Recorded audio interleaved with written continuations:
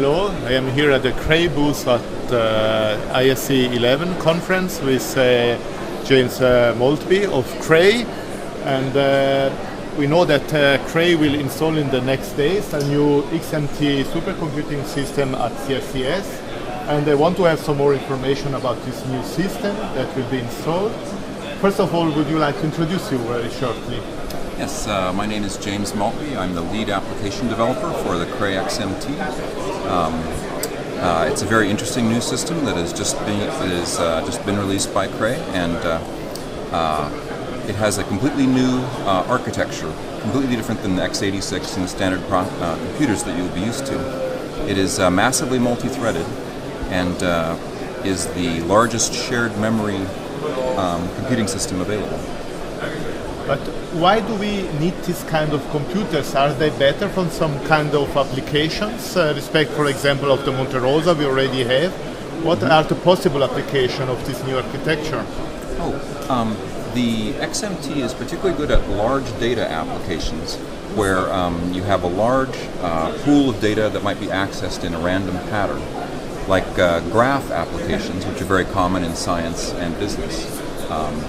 Work very well with an architecture of this sort. Give me some example of scientific fields where we can use this architecture. Okay, protein networks, for example, are very complex and sparsely connected networks of interactions. And that type of analysis is very difficult on a standard computer because it does not domain decompose and often causes cache misses. So this XMT is cache-free and is shared memory pool, so there's no need for complex programming techniques to do things like protein networks or other life sciences networks.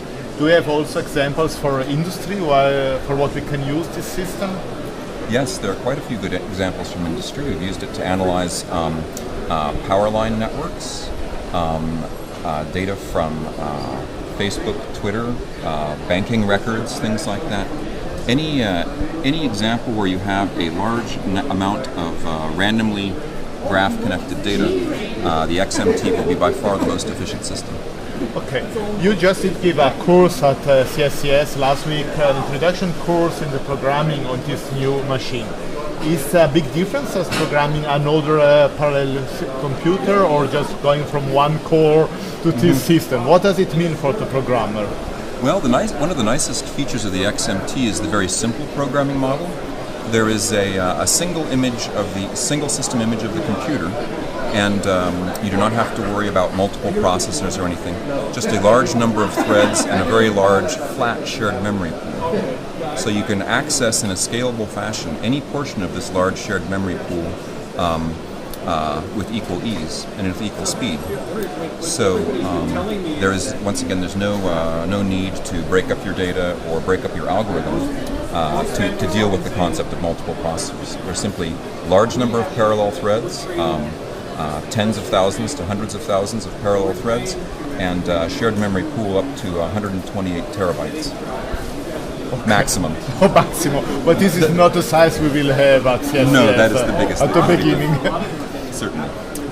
Okay, James, thank you very much for this very good information, and we hope to have many users on the new system, and let's see. Well, thank you. I hope you and your users have a great time with the machine. Sure.